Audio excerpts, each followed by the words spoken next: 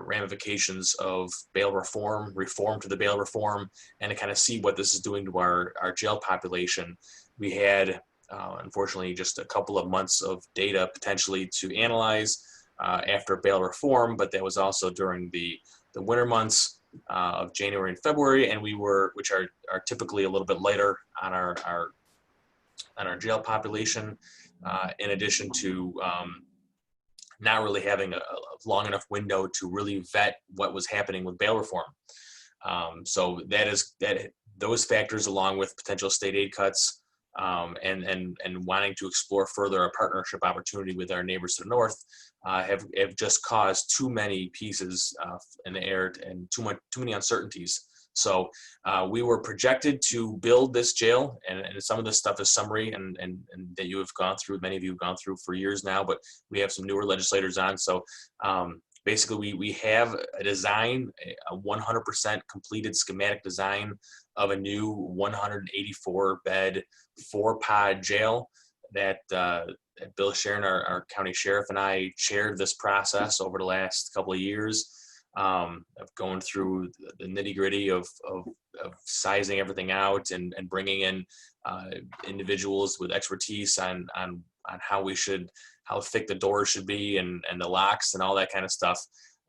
We acquired a couple more acres of land to the east of our current footprint of land that we own out by County Building 2. That extra land allowed for the jail footprint to fit nicely into that piece of property. We just recently closed on that as well. So we have on the shelf a design for a 184 bed facility, 4 pods. And the size, the reasoning for that 184 beds was because of a jail study that we had commissioned, going back several years now, a few years ago. And this entity did extensive research, worked with our CJAC committee, worked with local providers in mental health and everything else, and did an analysis of what they believed that our jail needed to be size-wise going out till 2042.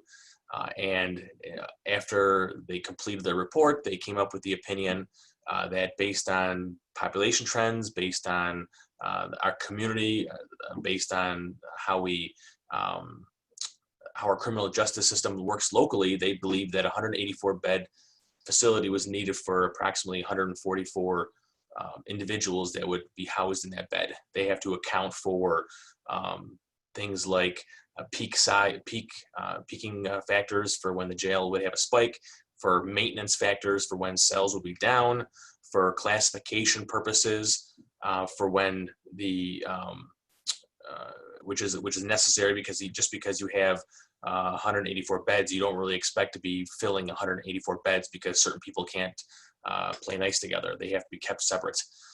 So the interesting fact was that going back in July of 2019, talk about a complete 180 here.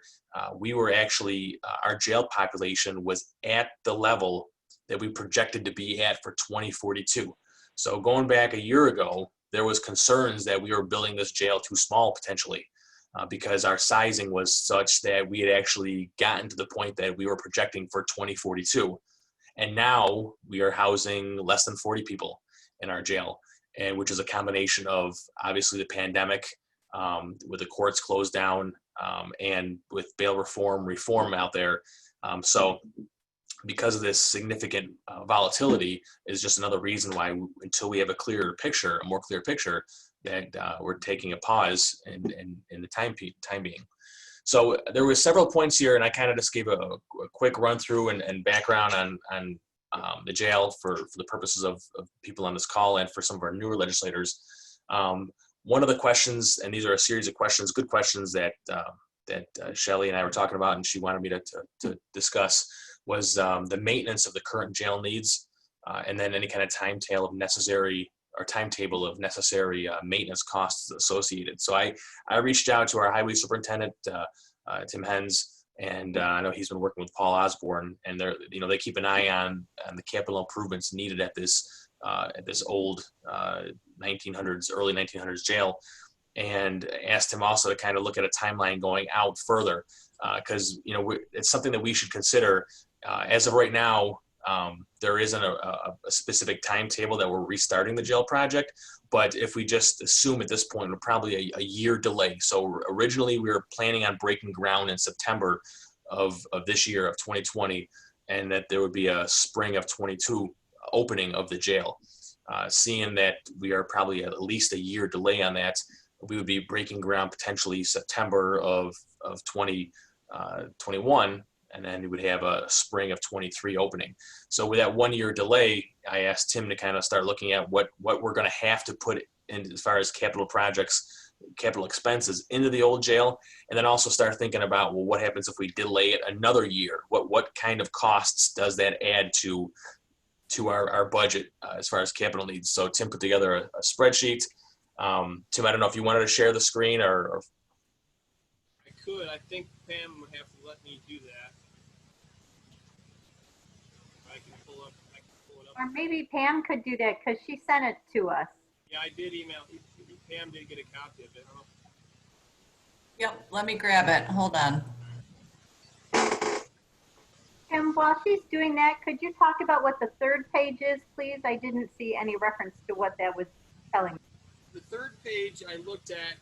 I'm just looking at the for the operational expenses of a new jail, kind of the stuff that's not necessarily rolled into the capital project or the bonding of the jail. But Paul and I were putting our heads together, thinking about, operational budget impacts to running a facility that size.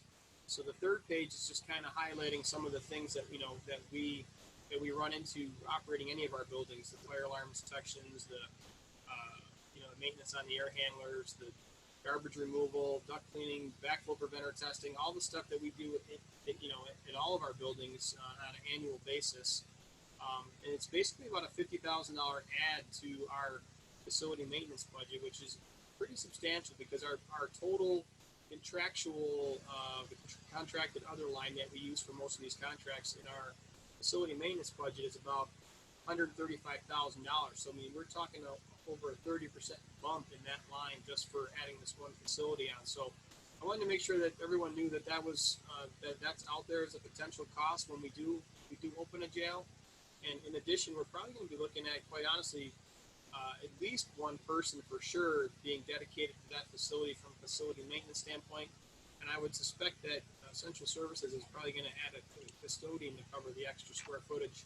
Most of the stuff in the jail proper in the pods would be taken care of by inmates, but there's going to be a fairly sizable front end, the kitchen, the admin end of the building that'll probably need cleaning as well. So there's going to be, an employee need for the facility. So I wanted to capture some of that, and then there is some capital cost equipment that's going to be needed to maintain that facility. So hopefully that stuff can be rolled into the bond and taken care of. Capital standpoint, if that's allowable. But that's what the third sheet was. Just kind of wanted to do an all-encompassing look.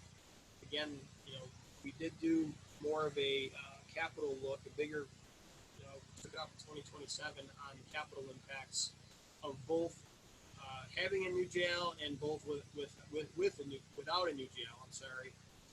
There are certain things that without a new jail we need to consider for the for the safety and the life, the folks lives that are in the jail. And then if we do build a new jail, right now it's not clear what that facility becomes, but there are some odds and ends that can kind of get kicked out that aren't required if that building is vacated. Essentially, we would get it into mothball mode. You'd want to protect the infrastructure with roof leaks and things like that, and obviously keep the building heated so things don't freeze up in the winter. So the second page of the spreadsheet, Pam, if you can scroll to that, really is the kind of that longer look that I did. Again, the top part is our capital impacts without building a new jail. So you can see there's a little bit more cost there. I broke it down by plumbing and sprinklers and exterior repairs and HVAC. And then again, if you look at if we do build a new jail, some of those costs can kind of get kicked out. You don't necessarily need to do them. But again, there is, I don't know what we haven't really determined what the future purpose of that building, what it becomes. Is it going to be office space? Is it storage? Is it records retention? You know, regardless of what it becomes, even if it's just a vacant shell, we're still going to have to kind of take care of it so the building doesn't fall in on itself. And then obviously the front end of the building is still used by Genesee Justice. There is a sizable capital project kind of looming it's been something we've been chasing grant money now for 3 years in a row. It's a $500,000 project just to kind of save the front porch of that building. And the stones are literally falling off the front end of the building right now. So you can see in both scenarios in 2021, there's a $545,000 project to address the front of the building. That's not really technically the jail. I call it 14 Main Street. But this is just kind of a longer look. The first page, the highlighted page, is kind of the background info for this longer spreadsheet. It's generated from our Dude Solutions, our capital forecasting system. And I just kind of cherry picked some of the higher priority items that are needed to protect the actual asset. And then again, spread those out over the next 6 or 7 years to see, kind of how long we can hold off on making repairs. So that's the explanation of the 3-page spreadsheet. If there's any questions, I'd be glad to try to answer.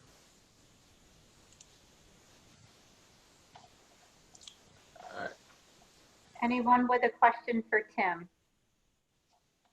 Tim, I think you're on your second year of the Dude solution. Do you see that you can actually have a confidence in what you're seeing off of that now as compared to, as we were just putting information in, but now it does have a certain confidence built into it? Yes, for sure. The one thing we have definitely figured out is that at least on the capital forecasting side, the facility assessment that we had accomplished, which drove a lot of this data, didn't really account for the impact of doing business in New York, the prevailing wage impacts, the cost. We've figured out there's about a 30 to 35% add that we need to figure in when we're looking at these numbers. And then the second page spreadsheet, I did do that.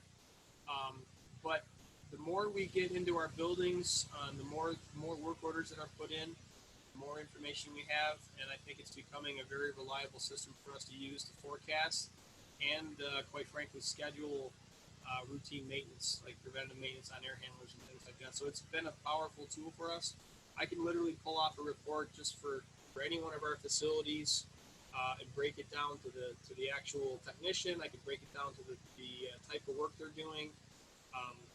And we've used it at the Town and Land Office to show how much money the county's putting into that facility. So it's a powerful tool. It's just a matter of, I've got 40 or 50 different canned reports that I can run, but we can get pretty customized on stuff too. So a lot of, obviously the more data, the better it is. And I think the longer we use it, the more comfortable we get using it, I think it'll be even a better tool for us to go forward.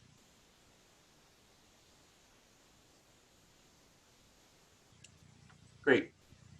Thanks, Tim. Just for an FYI, for our estimates of funding this jail, we actually had used 2 FTEs of maintenance over at, trying to be conservative over at the jail. And then we had used a $51,000 annual cost of the various maintenance costs. So we were pretty close on that one to what you had there. So we definitely have accounted for those costs into the operations of the jail. The next point that was asked of us to cover was basically to lay out the cost of boarding out all of the inmates should the COC close the jail due to our lack of effort. Since that point, since the question was asked, I know that there's been discussions with the COC. We don't at this point feel that there's a concern of any significance at all. I think the sheriff is on. Billy, still on this call? I'm still here. You're correct. We have talked with COC and they understand the position that we're in. They do recognize that we're just in a pause period. I have no indication at all that they're gonna close us down. They did take our variances because, quite frankly, we don't need them at this point. If we get to the point where our population gets to where we need to house out to different facilities, then they will entertain the application at that time. Yeah. So as far as just a quick calculation, again, I don't think we're in any jeopardy, but right now the going rate, talking to the sheriff, the going rate's about $100 an inmate to house out. So that would be the cost depending on how many inmates we have at a given day, and then multiply that out by the number of days for the rest of the year. So it would be a sizable cost on an annual basis if we were forced to do this, if we had a population of 50 or more. But at the same time, there would be the offset costs of running a jail that would help offset that cost. But at this point, we have not been given any indications from anywhere that there's any concern about our lack of effort moving forward. We will continue to monitor this, and I know that Bill has a good relationship with the COC. In addition, our architects and engineers have a good working relationship with the COC. So we would have significant lead time if there's anything brewing that we need to be concerned about to start planning for. As far as the status of the current activities on the new jail, I was covering the majority of that when I first opened up. We are on a hold or a pause, to steal the governor's terminology, due to the pandemic, and then the inability to measure the effects of COVID-19 or the effects of, more importantly, of bail reform, the reform to bail reform. We have closed on the land acquisition in the last month or less, and we have the 100% complete schematic design of the jail ready to go, ready to put in place when we come off a pause for the jail. As far as what the question was, what is the impact of bail and other social justice reforms on the estimated jail population? I reached out, but the last week or so, I reached out to individuals that are in that work in that environment in the criminal justice field that would have a better finger on the pulse than I would potentially. Whether it was our sheriff, whether it was our public defender Jerry Ader, our district attorney Larry Friedman. And the consensus is no one has a crystal ball, and it is very difficult and challenging to try to predict that. And when you throw a pandemic in the mix, it just is almost impossible. It's logical that the reforms to bail reform could potentially bump the population up a little higher compared to the original bail reforms. But to what degree, we don't know. And we don't know to what degree the actual impact of bail reform was going to have on us, because, again, we only had a couple of months of measurement in there. And it definitely wasn't indicative of a long-term impacts of the bail reform. So we're definitely on a wait and see. And I wish I had better information, but the smarter people than I, when it comes to this stuff, don't know. So I'm not going to pretend to say I know. As far as a shared jail and housing opportunity, I am hopeful that we have an opportunity potentially here. We have partners to the north that I think is worth exploring and having discussions with. We continue to keep an open mind. I think that in order for something like that to work, it's going to require some working with the state. So this is an area that our two counties will be exploring deeper and further down the road. There may be, or there hopefully will be a resolution coming forth in the next couple of meetings, potentially, where we would hopefully spell out our desire to have the opportunity to do this. There's currently state law that really prohibits this opportunity for us. The governor had in his budget that in the current budget they're in now, they had some easing of the laws and easing of the restrictions that make it difficult to have any kind of coordination with jails in the state, but that didn't make it to the final budget. Seeing that there's talks of a potential stimulus 4 package out there that may have a large infrastructure component to it, this could be something that could be attractive. It meets a lot of the benchmarks, or it hits a lot of the things that you would think that the governor would be interested in.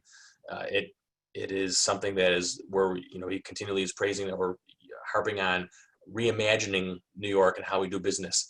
Here's an opportunity for an efficient 21st century state-of-the-art jail that is ready to go. We have the designs ready to go. We have willing partners in the north and in Genesee County. So we hope that it meets the in his eyes something that he's willing to get behind. So it's basically I'm going on more than I probably need to, but we are excited at the opportunity that there may be the ability to put together a plan for a shared jail, but it's going to rely heavily on what Albany allows and what kind of funding potentially comes out of Stimulus 4 and the infrastructure side, or what funding comes out of Albany. But as far as willingness, I think that there is a willingness between the two counties to explore this further, as long as there's enabling legislation and some funding to come along with it. And that kind of leads into the last point that Shelley had brought up, was the governor's request to reimagine government delivery of services. One would be obviously a shared jail. That would be reimagining how we deliver services. In addition, there is ways that we can try to be more efficient in the way that justice is delivered, and that would be utilizing technology more in the jail and the courts. During COVID-19, there has been an increased usage of Skype, and that it is allowing for a little more efficient delivery information. I think long term, I think this is going to have to be something that if Jerry wants to jump in, I know that there is concerns potentially of going too far and not having in-person representation of clients on the defense side. And that would be something that would need to be discussed further, or I don't know, Jerry, if you wanted to jump in and chime in on that, as far as what limitations there could potentially be on the technology side as it pertains to videotaping and having technology representation.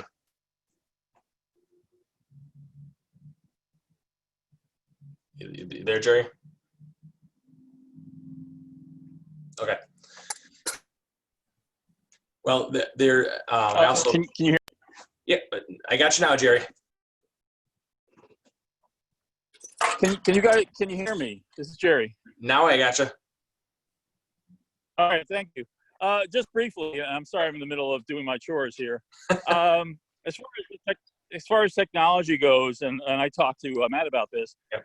I mean, I foresee the possibility, if there's legislation to allow for more electronics in regards to video proceedings.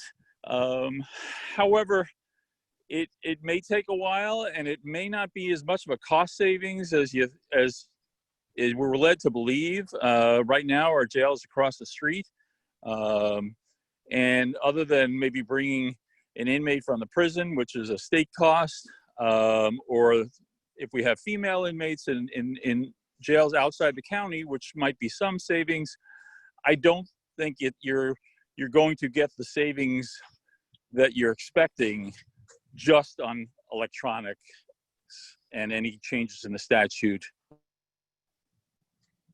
procedure goes. That's just my opinion. I definitely agree that the savings, when we build a new jail and we have females along with males all housed right here in the county, there's probably less. I think it would be more impactful when we had 20 to 30 females that were housed throughout the state, and we had sheriff's deputies. So whether it was, there was the wear and tear and the overtime potentially saving, but then also just the efficiency of having law enforcement conduct or actually, for lack of better terms, fighting crime and being proactive in the policing area versus having to chauffeur inmates up around the state. That would be definitely a benefit that having technology and being able to have Skype or other ways of having delivery of service would definitely save some opportunity, save some money. But with a new jail, there's probably less opportunity for that savings, because it's just not going to be as difficult to transport people from the jail right here in Batavia, males and females. So I agree. And you have to take into consideration officer safety. Nobody escapes from jail. When they try to escape or try to do something, so when you're in transport over in court, I don't know if you've seen recently, I think it was in Georgia somewhere, where a deputy got his gun taken away from him and got shot. Certainly. So I think we're open to anything. I mean, basically, we'll explore opportunities as they come forward. The biggest reimagined government delivery of services in front of us would be the new jail, and the opportunity to do that with a partner up north. That's where we're focusing our energy and efforts on right now. And that pretty much is the 6 areas that we had talked about covering for this COW. It was meant to kind of give an update. We used to have every public service there'd be an update on the jail, and we haven't had one of those in a while. And there hasn't been a lot of activity, so it really hasn't been anything that we had to report on. I wish I had more definitive information, but like a lot of things right now, we're kind of in a holding pattern while we figure out what life is going to be like post-pandemic, and when finances start coming back to normalcy, hopefully soon, and what kind of opportunities exist for a joint jail, which is definitely something that we'll be working hard towards. Matt, could you talk about how much we have spent so far, what funding has supported that, and where our thought is as far as how we were going to bond our costs so far and pay back those reserves? Could you kind of do a brush on that to bring us back into reminder mode? Yes. Let's see if I can pull it up real quick. Basically, we have contracts right now. The 2 contracts we have are with SMRT to design the jail, and with Pike to be our construction manager on the jail. And they will be the ones that will oversee the bidding process and put together the packages and basically manage the construction process for us. Both of those contracts are the SMRT, I believe, is a little over $2 million, $2.3 million, and Pike is a little over $1 million. We have spent probably upwards of a little over $1 million to date on the contracts.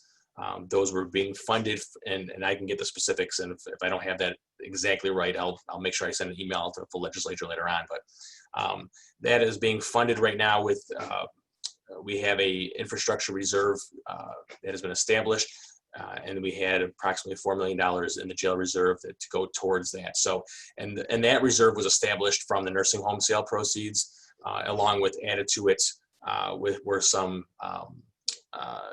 sales tax monies that came in higher than expected in 2018. So we were able to take some of that money and put that into the reserve as well.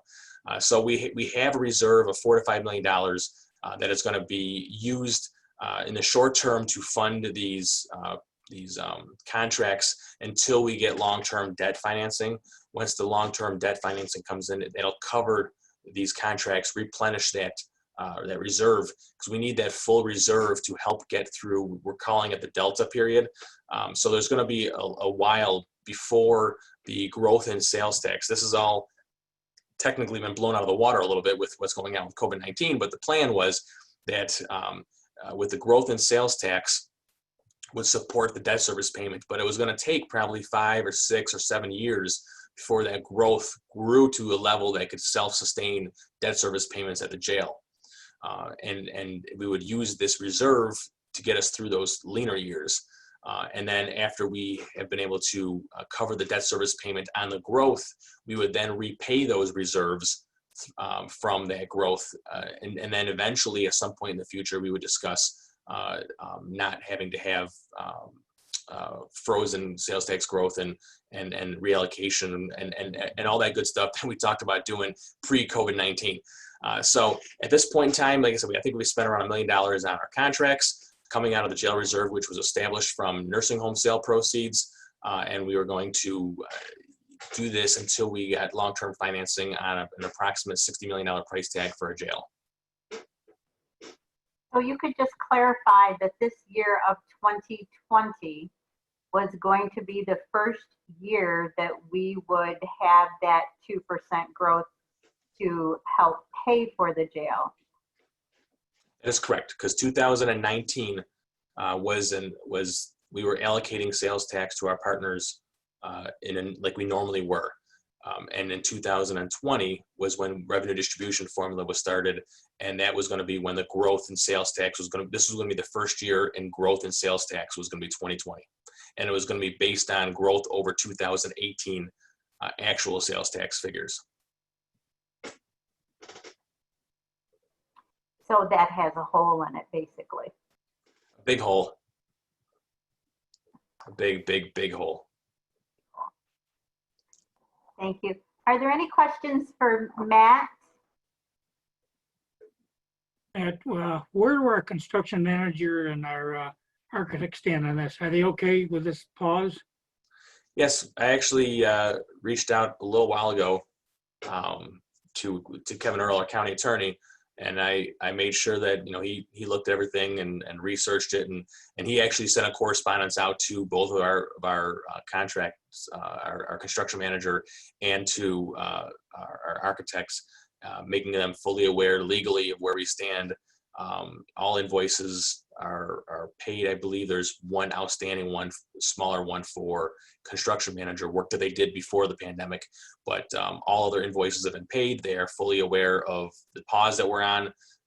They're looking forward to getting back to work as on this project as we are, but they are fully aware that we are paused.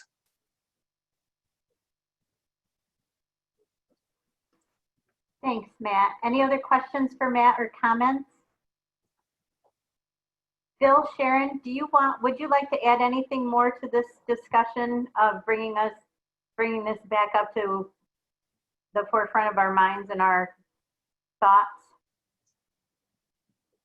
I don't really have much more to add. I think Matt did a good job putting everything out there.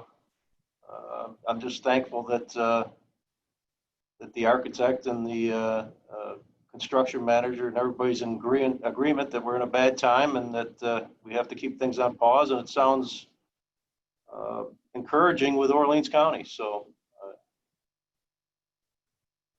we'll have to see what the future brings. What's the population today, Bill? 35 and 1 female. I guess the other thing I know Bill Ziffel's out there. Bill spoke with Nicole within the last few days over at county court, and there are a number of individuals awaiting sentencing. Bill, do you remember what that number was?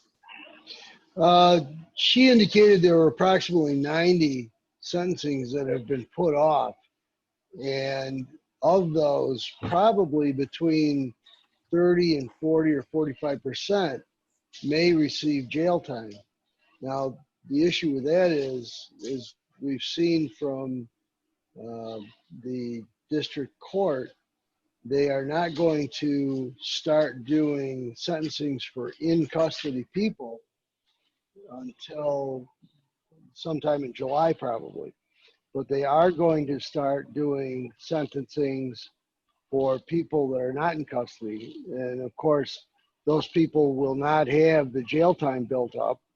So I'm guessing our population at sometime before this fall is going to come back up to that 50 or so level at least, and certainly more sentenced people than we have now. Bill, does that include any of the people that would be part of the state system that we've been have been out or sort of in limbo? The issue with the state system is that there may be some that are not in custody right now that would receive state sentences. I don't know what percentage that is. The parole violators, we don't currently have any state sentenced people in custody. We do have parole violators. In our last conference call with the State Sheriff's Association and DOCS, we found that they have reopened. They are slowly opening intake. However, it's very limited, and there's a lot of protocols that we have to meet in regard to sending a parole violator back up. They have to be COVID tested, a recent COVID test, which is going to cost the county some money. They have to be isolated.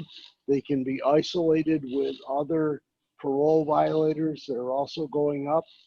But aside from that, they have to be isolated from other inmates, which is going to cause us some concern because we simply don't have the separate housing areas to put all these people in since we have been segregating new inmates that come in for 14 days anyway. So it's doable. I'm not saying it isn't, but it's going to cause some issues.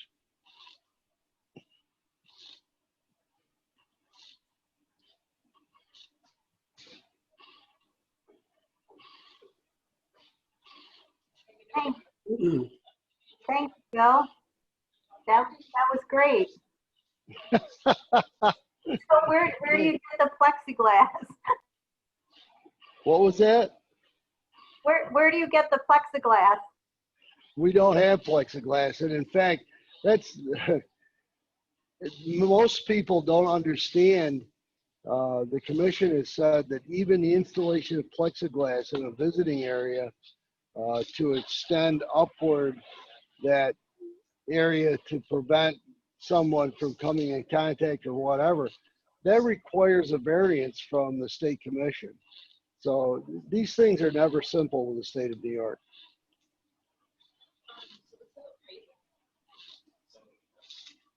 Hey, that was good news.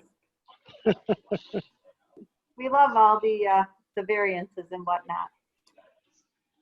I would just like to extend a huge thank you to our jail committee and the leaders, Bill and Matt. You brought this back to the forefront of our mind, and we will start anew when we actually feel comfortable in moving forward and continue to have our conversations with our partners from the north in Orleans County, and start a dialogue with the shared services up through to Albany to see if their appetite still is there for any infrastructure through this COVID-19 stimulus package, which they're talking about today. So thank you everyone for that. I would just like Pam to kind of weigh in here. Today we learned that the governor has said that gatherings can go up to 25 people, even so us that are in phase 3. And Pam, that would make it so that we could come back together for our committee meetings. Would you like to kind of talk about that out loud? Is that possible for Ways and Means on Wednesday? It certainly is possible if that's the pleasure of the body.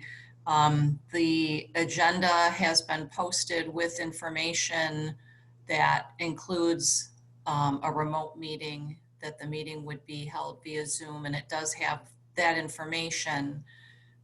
If the Ways and Means Committee and you would like to change that to a live meeting, we would need to put out notification for everyone that is planning to come and present, so that they're aware of the change in venue and to be prepared for meeting in the chambers and the procedure that will follow in terms of entering the building, ensuring that everyone has a mask, that there is appropriate hand sanitizer, and ensuring that people speak loudly enough so that everyone can be heard when people are presenting. Thank you, Pam. Legislator Clattenburg, that would be your committee. What do you think? This is new information today.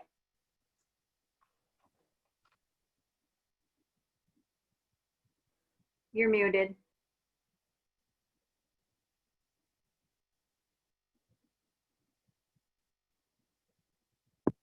Okay, there we go. I would love to meet in person. I just don't know if it's enough time to get everybody organized and logistically how this is going to work, and to notify everyone to be in person. Would it be like a hybrid of some people on Zoom and some people in the chamber, or would we just all I'll, throw the doors open and start meeting right in a regular way. I posed that question to our IT folks, how it would work if it was a hybrid, and I'm still waiting to hear back on how that would work. I don't have answers to that. So can we just leave it that we're going to try to possibly be there, but with some kind of hybrid where some people are calling in, but the committee itself is together? Or do you just want to have everybody come in? What do the Ways and Means Committee members think? I hate to rush something like this, and is there a need for a written protocol that people come to these meetings now that they need to, use hand sanitizers, wear masks, have temperature taken or whatever the case may be. So I think it's kind of soon for, 2 days to put that all together. Yeah, I kind of think the same thing. I think maybe we do one more with Zoom and then plan on the next one after this Wednesday one would be back at the courthouse. I agree. Okay, so I wanted to make sure that everyone knew that we could, that announcement was made by the governor for that allowance of up to 25 today for those of us in phase 3, which we are. But then we will plan for the full legislature meeting on the 24th in the chambers. That sounds good. Yeah. Perfect. And Matt, all of the guidance that has been sent to the employees for re-entering the building is exactly the protocols that we would follow. Correct. Okay. Great. Great. Okay. Thank you, everyone. Unless there's anything else to come before this group, I would ask for a motion to adjourn. I'll move it, Shell. Thanks, Mary Ann. And a second. Second. Thanks, Andrew. We are adjourned. Thank you, everyone. We'll see you on Wednesday. You all be safe Thank as you. always. Thank you.